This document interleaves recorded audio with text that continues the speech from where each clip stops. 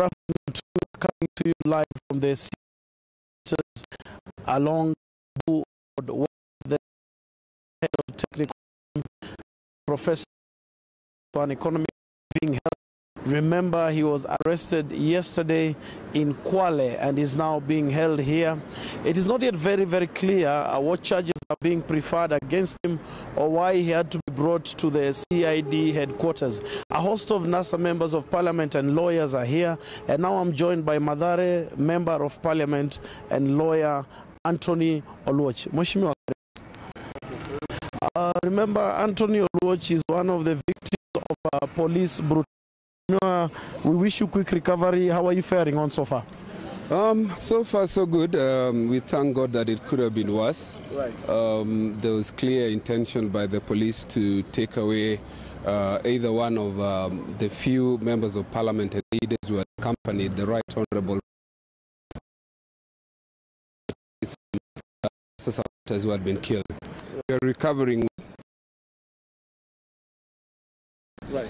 To be able to get back on my feet, but I decided today to come out of my bed rest to come and show solidarity with one of our colleagues. Very well, Mheshimiwa, and we certainly do wish you quick recovery. Back to David Ndii. What exactly happened and what charges are being preferred against him? We have inside going on seems to point to the fact that they want to charge him with the offense of incitement to violence. Our little information and inquiry with the relevant police officers is that they want to charge him on the basis of an interview he gave on Nation TV some times back, in which he either seems to have been speaking to the question of the right of the people to secede where there is electoral injustice and other injustices, and he said that the Kenyan people will find justice either by the ballot or the bullets. That's according to what they're saying. And they seem to be saying that that amounted to incitement to violence. They have picked a number of blogs here, which they want to try and connect with the statements of Mr. Ndii, and to make a case, or so to speak, say that that was meant to incite and did in fact incite some people to pick up the issue. Mheshimiwa, as a lawyer, does it have any legal merit, or is this another case of intimidation, perhaps, as we have seen in the recent past? Well, I think it's part of intimidation. Remember, this is a government that is not sitting pretty. They have the quote-unquote legal backing or clearance of the Supreme Court in terms of the elections, which we say were a farce, and that there were no elections at all. We have said in our position is that we will swear in our president. The current president lacks the legitimacy, was not voted in by nearly 75% of the people, or in other words, 75% of the registered voters did not turn up to vote, and therefore the fact that he was cleared by the Supreme Court does not give him or clothe him with the legitimacy.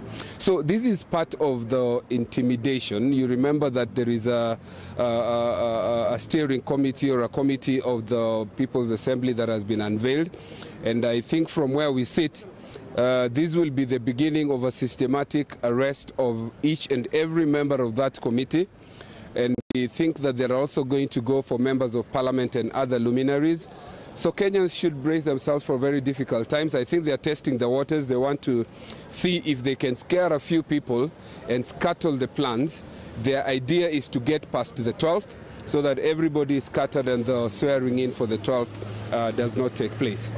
Lastly, Mheshimiwa, because I appreciate the fact that you may not be able to stand for too long, in terms of Mr. Ndii's rights, as enshrined in the Bill of Rights, could this have been done in Kwale, perhaps where he was picked up by plainclothes police?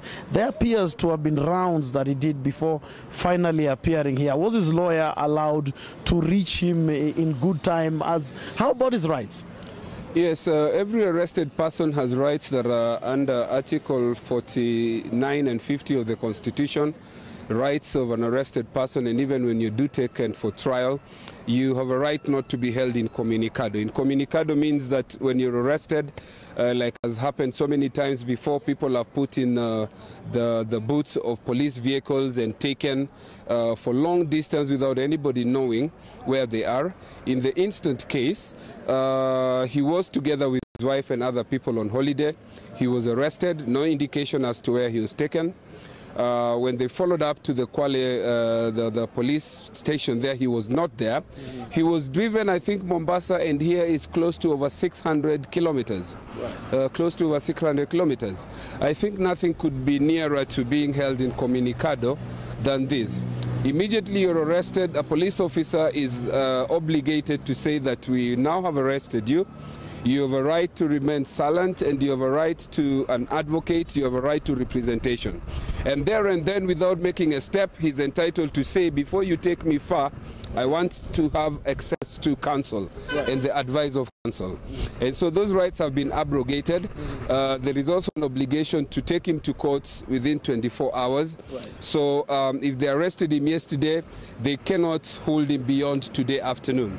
So every is that they will take him up today, but we are not taking anything for granted. They perhaps will be making a case to hold him for a couple of days, as they do usually under the guise of additional investigation. But other than that, there are other rights under the Constitution. Right. When people go to media like you're now interviewing me, and you're called to a radio station or a TV station, right, or you write an opinion piece, yes, I think, and the Constitution will bear me witness, that there are rights under the Constitution to hold an opinion. Mm-hmm. That opinion may be wrong, but that opinion is protected under the Constitution, and the police cannot abrogate it at will.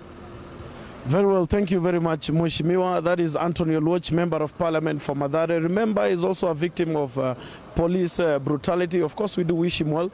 David Ndii, the chair of the NASA Technical Committee, is still being held here at the CID headquarters. Questioning going on, as has been explained by Wakili Anthony Oluoch. It remains to be seen whether or not he's going to be released, or for how long he's going to be held, or at what point he's going to be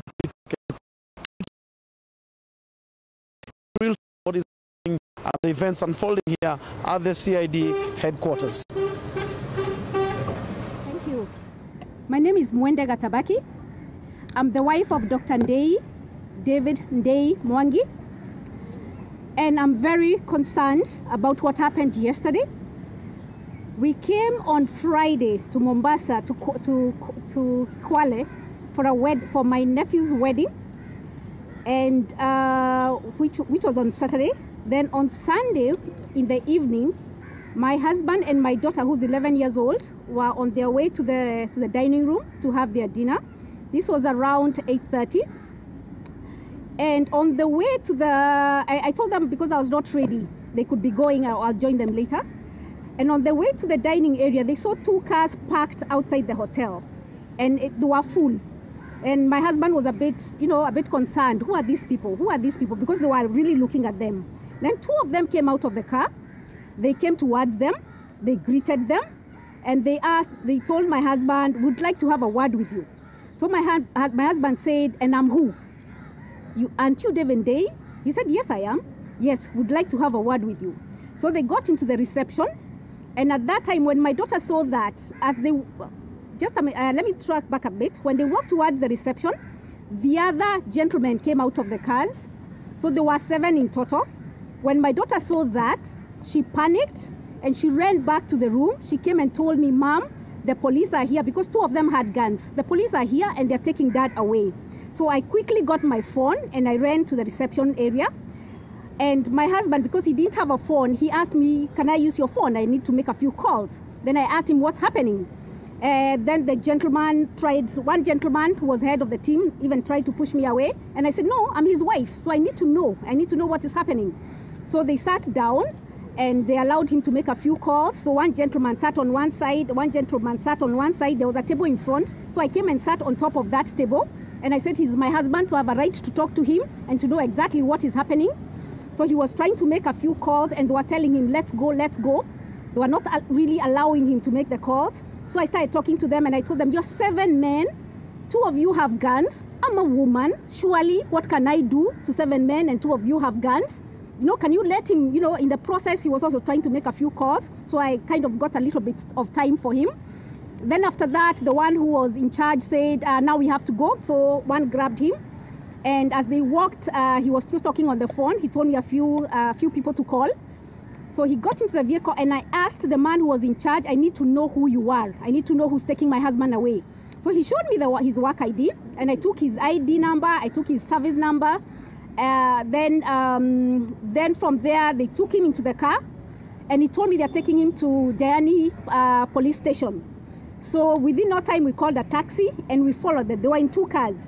By the time we got a taxi, it was like 10 minutes later. We followed them to the Ndii police station. But when we got there, we were actually surprised to know that they hadn't actually gone there. And I think they had no intentions of going there. So that gentleman who told me to go to the police station, he was actually lying to me, you know, like a child. And I'm very concerned about that because we need to be more professional. You don't lie about these things. So when we got to the police station, in fact, they had no idea what was happening. They were called when I was there to be told about what had happened. So they told me to wait for another 20 minutes, after which the head of the police station came out and told me they have to come to the hotel room to do a search. So I asked him, what is he being charged for, one? And secondly, what are you searching for? Can I see your search warrant? And he told me because he's head of the police station, they don't need a search warrant. Well, I don't know about that because I've always known you need a search warrant. So we went to the room anyway because they already knew where we were staying. They got the hotel manager to open the door, so they searched. They told me to take out the clothes which were in the suitcase. And I said, no, I'm not going to take out the clothes which are in the suitcase. You're the one searching, so you do that. You check the clothes which are in the suitcase. And then they could see, because I had unpacked my suitcase, and it's the one which was on top of the table. I mean, they could see those are ladies' clothes, my underwear is on top. So I said, there's no way I'm going to show you my underwear, 6, 7 men in my room. So if you want to do that, you check. If you're looking for guns or you're looking for whatever you're looking for, you check for yourselves. Then after that, when they looked and they couldn't see anything, the man who looked like the head of the team, he called one man and they went outside. Then they came back and told me, after they had talked a bit, they came back and asked me where are the computers. I said, which computers? You know, our work, we leave our computer. We came here for a holiday. We came here for a wedding. We left our computers in Nairobi. So there are no computers here. But, you know, but search. Since you came to search, you can go ahead and search. So it was after that they said we go back to the police station. They did a search warrant, a search certificate. And yeah, then I read it. They had to repeat it 3 times because they kept on calling me the suspect. Or they would refer to my husband as the suspect. I told them I can't sign something which is calling him a suspect if you're not telling me what he's a suspect of. So they had to really, it's a third one which looked more, you know, more correct. And so I signed it. Then after that, they said they were closing the office. This was like now 10:30, 11. They said they were closing the office and I should go to the hotel until further notice. I told them I'm not leaving until I know where my husband is. They said, no, we don't know where your husband is because the people who took him, they're not part of the team here. So we don't know. We don't know. You can't ask us. Ask those people who came and took him. And I told them, you made me come to sign this statement here, so you're the ones who are going to tell me where my husband is. And I insisted, and I said, I'm not leaving this room until you tell me where my husband is. So it became a bit of, you know, we went a bit back and forth. So they had to call some police ladies to come and try and shove me out of the office. And I said, I'm not leaving. I'm not leaving the police station. So they said they'll put me in a cell. I said, okay, let's go.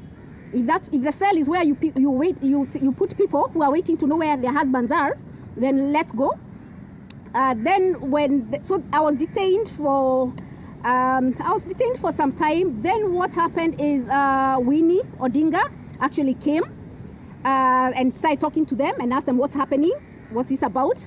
And at that point, I noticed they also changed a bit. So the whole idea of throwing me into the cell changed. And after a few minutes, we were released and told to go back to the hotel until we hear further notice. So that's how it happened.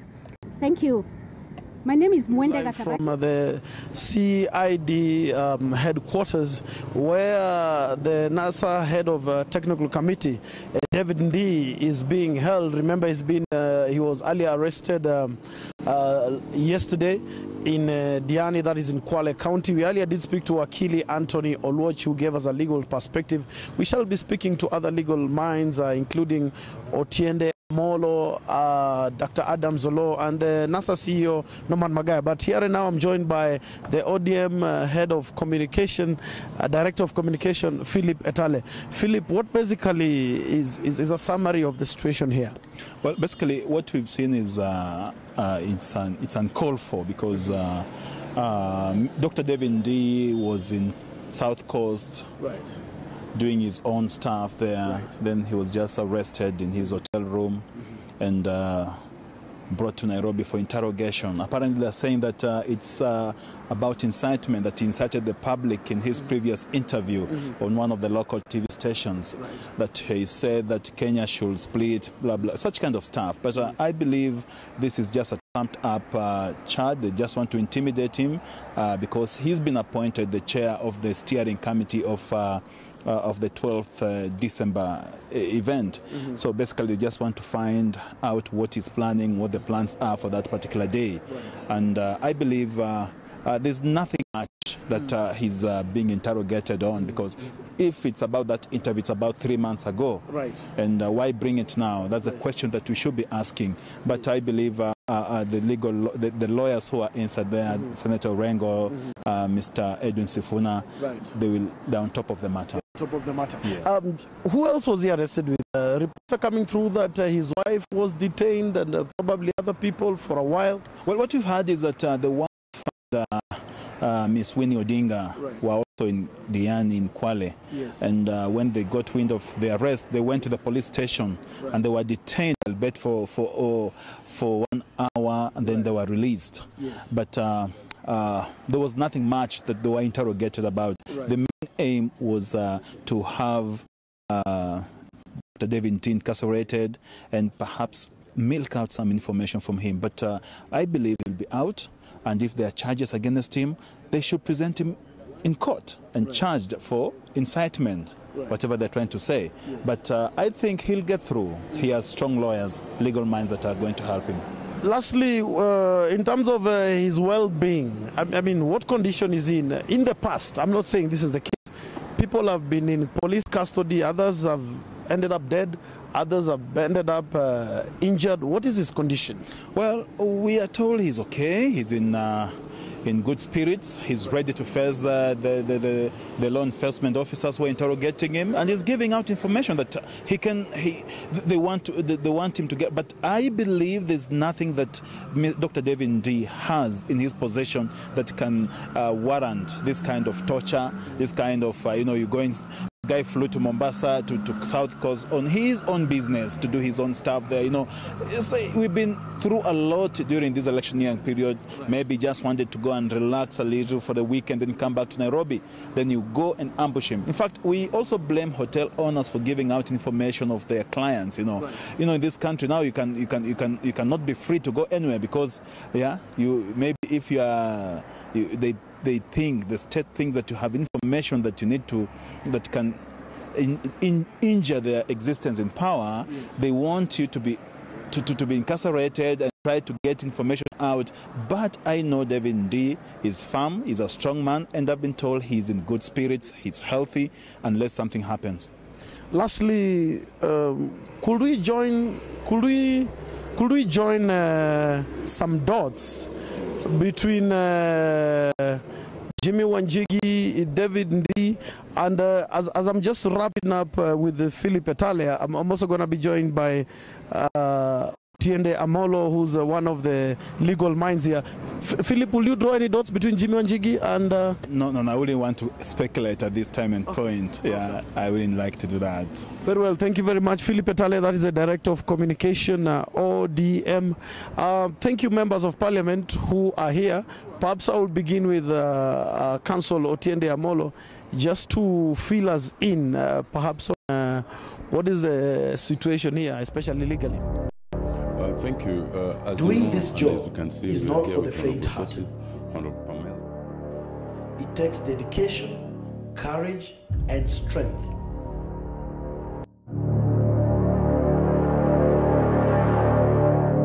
We endure all kinds of challenges.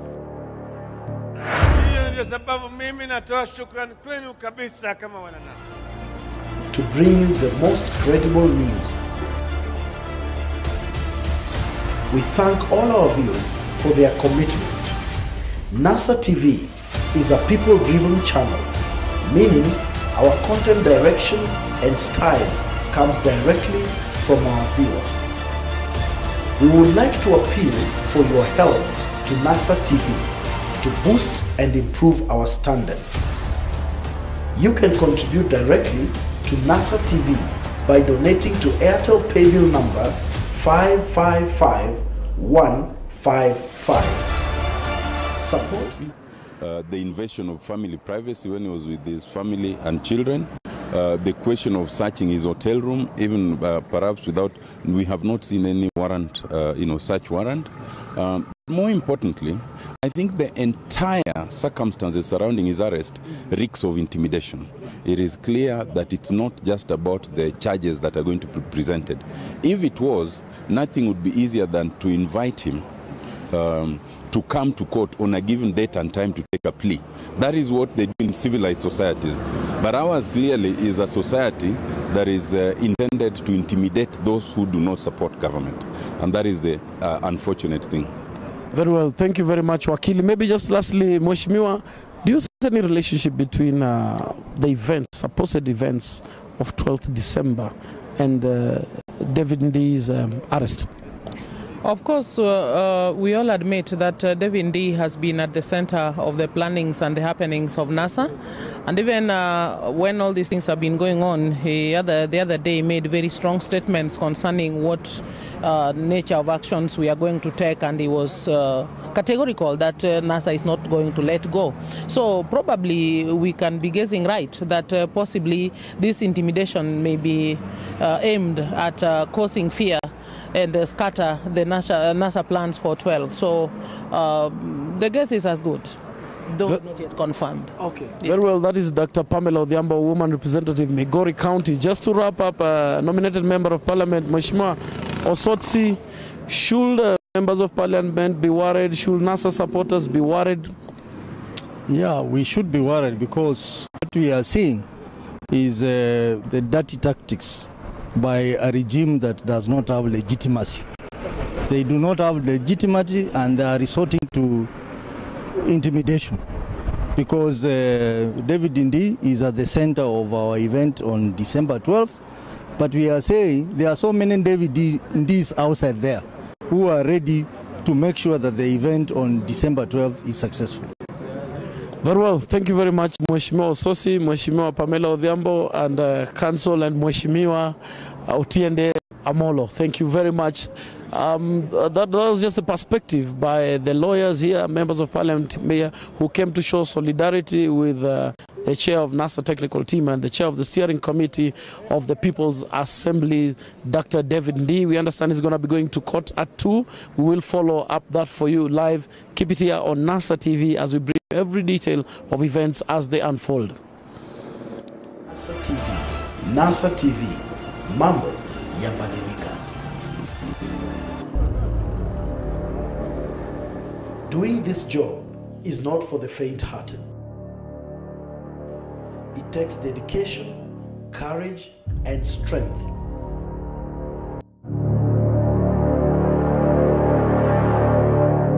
We endure all kinds of challenges.